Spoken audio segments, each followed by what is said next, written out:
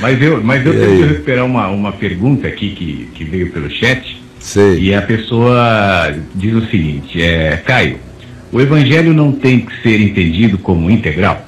Como separar corpo de espírito? Não podemos utilizar as ciências sociais também como instrumentos para promover a libertação do ser humano em toda a sua existência? Nesse sentido, marxismo e cristianismo têm pontos em comum?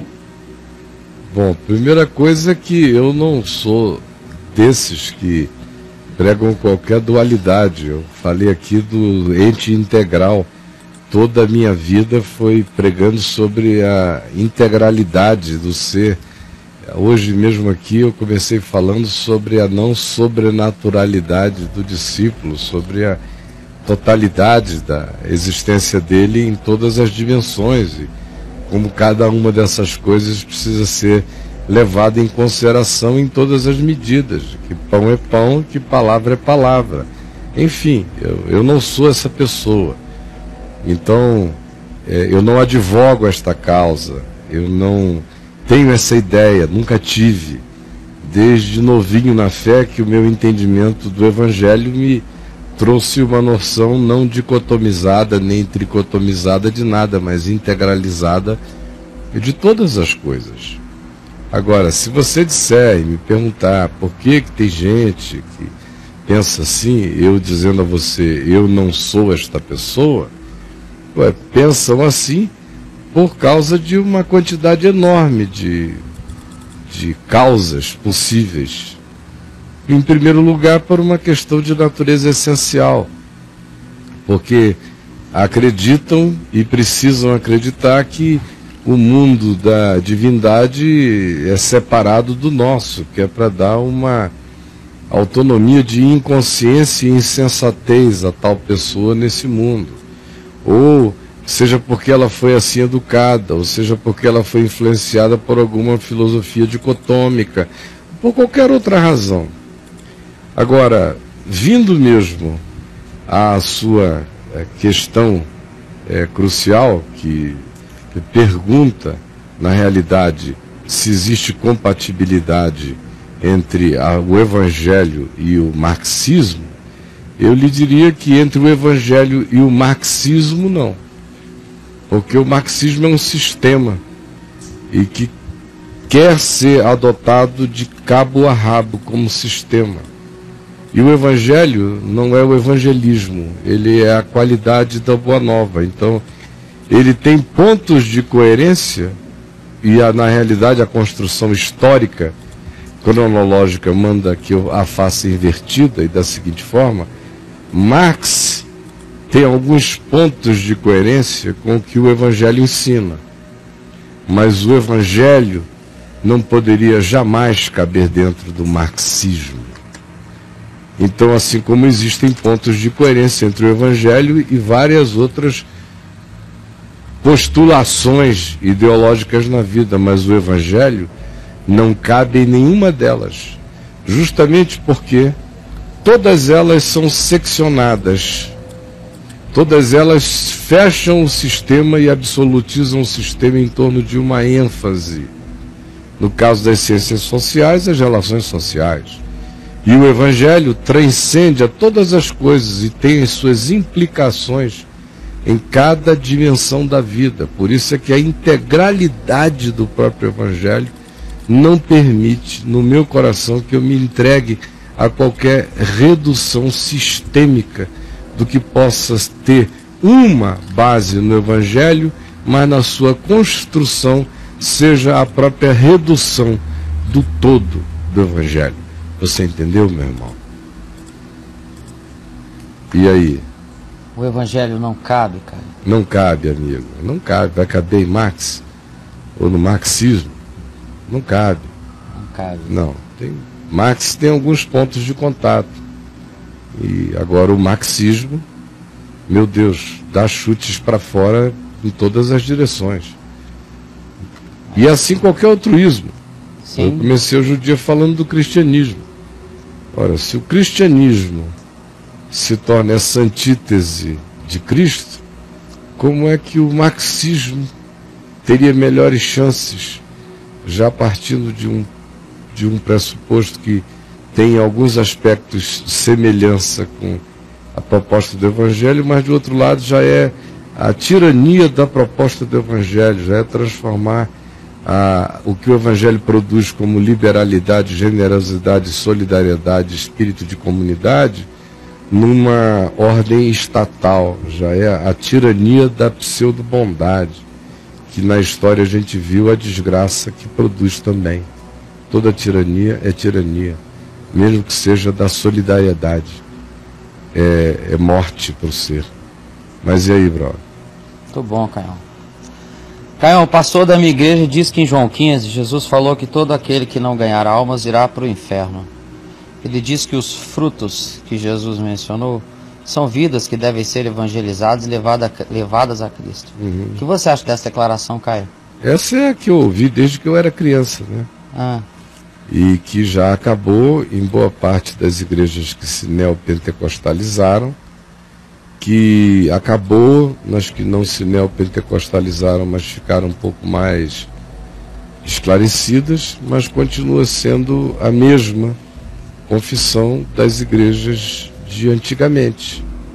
Quando eu me converti, a igreja evangélica quase como um todo ensinava isso, que dar fruto de Jesus na sua vida era, em primeiro lugar, você, depois de ter cumprido os ritos, de ter sido batizado, ter acesso à ceia depois do batismo e dizimar, se tornar comprometido, o primeiro outro elemento depois dessa tríade de manutenção interna do Deus Igreja, o primeiro outro elemento importante quanto a afirmar meu vínculo com Jesus e a minha frutuosidade em Cristo era falar de Jesus para as pessoas. O segundo sinal era falar e obter resultados. Não bastava falar, tinha que obter resultados. E a obtenção de resultados não era gente que conhecesse a Jesus, gente que dissesse que tinha crido em Jesus, pedido para orar, que quisesse estudar agora a Bíblia em casa. Na melhor das hipóteses, era considerada amiga do Evangelho, era considerada uma pretendente. Amiga do Evangelho? É. Ela só se tornava, de fato, uma pessoa de Jesus e do Evangelho no dia que ela se congregasse. Sem congregação não há salvação, não há confirmação da salvação. Então esse é o script ensinado o tempo todo. E aí o Evangelho, a pregação dessa evangelichatificação, que é o que acaba acontecendo, porque o cara vai se tornando um evangelichato, não é? Um chatogélico. Chatogélico. É, um chatolista, porque ele tem essa obrigação. Faz parte do compromisso dele com Jesus ser chato. Faz parte do compromisso dele com Jesus encher o saco dos outros. Faz parte do compromisso dele com Jesus não dar sossego a ninguém, em nenhum ambiente. Faz parte da santidade dele exclamar ou fazer uma interjeição negativa no meio de uma besteira que alguém fale e outros riam num lugar. Faz parte da santarice dele. Faz parte do frutuar em Cristo o tornar-se esse ser religioso, cansativo, antipático, inoportuno, desagradável, porque isso é dar fruto em Jesus. E se você puder contabilizar o fruto e integrar esse capital humano à frequência, à agremiação, então você é o homem da hora, você é o cara de Deus. Esse cara sou eu. Esse cara é você. Se você fizer fechar esse círculo, quanto mais você trouxer, maior é o seu poder ali dentro. Então esse é um scriptzinho que tem por aí, que muita gente se alimentou dele. Boa parte do espírito de missões na cristandade foi alimentada por essa noção de fruto. Porque quanto mais distante de casa fosse o empreendimento, maior era a consagração do indivíduo. Quanto mais ele tivesse que atravessar um oceano, aprender uma outra língua, viver em situações de total dificuldade, maior era a glória galardoada dele quando ele voltasse para sua terra natal de tempos em tempos para renovar e reanimar o coração das pessoas com que ele estivesse falando e fazendo no lugar. Maior era o olhar da projeção, dizendo: meu Deus, esse indivíduo realmente serve a Cristo. Porque era tudo vinculado a esse ministério de fazer o nome de Jesus conhecido. E quanto mais alguém o fizesse, trouxesse resultados e apresentasse frutos, maior seria esse indivíduo no ranking geral das apreciações. Até Deus levantava para aplaudir. Os anjos não sabiam o que fazer. O povo dizia: mas o Senhor tem milhões de estrelas brilhando nos céus, porque o Senhor é um homem que traz muita gente a Cristo. O Senhor abre a boca e as pessoas se convertem. Como não é grande o seu galardão? Porque esse é o fruto. E aí o cara pode brigar com a mulher e lá em cima fazer o show dele, e depois convidar alguns a virem à frente: levante a mão, bem, aceite a Jesus. O cara vai lá, aí contam ali, tem 25 que choraram e que assinaram a ficha. Aí ele vai para casa justificado, para continuar a ser o mesmo agressor da esposa, para ser o mesmo indivíduo que é um evangelista mentiroso, um evangelástico nos dados que traz para os outros, se torna um materialista que fica fazendo contagem de números como se fossem votos para um ranqueamento, para uma subida. E essa é a doença que estragou o que deveria ser só: Pedro, tu me amas? E a resposta é: eu te amo. Então, cuida das minhas ovelhinhas. Deveria ser só extensão do amor, da devoção, da paixão por Jesus. Deveria ser o meu ato de cuidar dos outros, conforme o meu dom.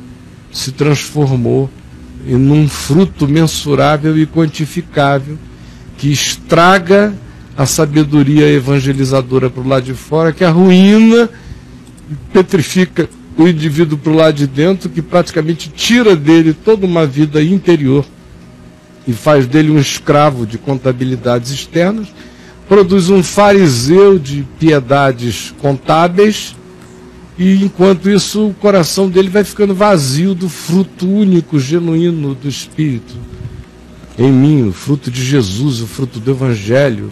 Não tem dicotomia nem tricotomia, é uma coisa só.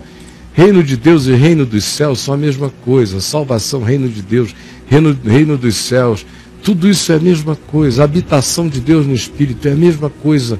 Batismo com o Espírito Santo é a mesma coisa. Ser batizado no corpo de Cristo é a mesma coisa. Não existem escalinhas. Deus faz, efetua, e Ele vai realizando o crescimento de cada coisa em nós.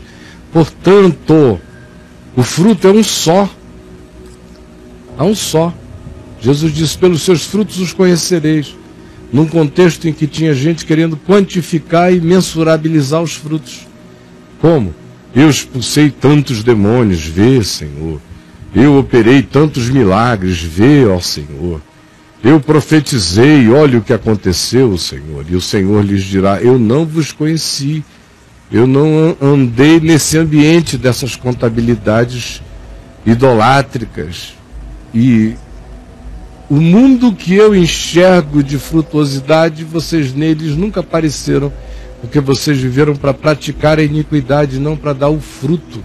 Que Jesus disse: pelos seus frutos os conhecereis. Que fruto é esse?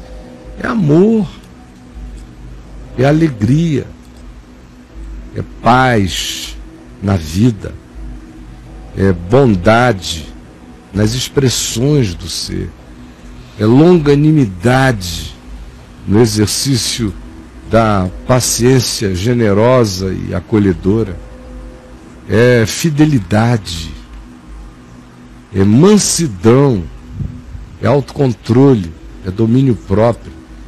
Esse é o fruto de Jesus, o fruto do Evangelho em mim. E quem quer que queira substituí-lo por qualquer outra coisa vai produzir um ser pedrado no seu próprio coração. Vocês compreenderam?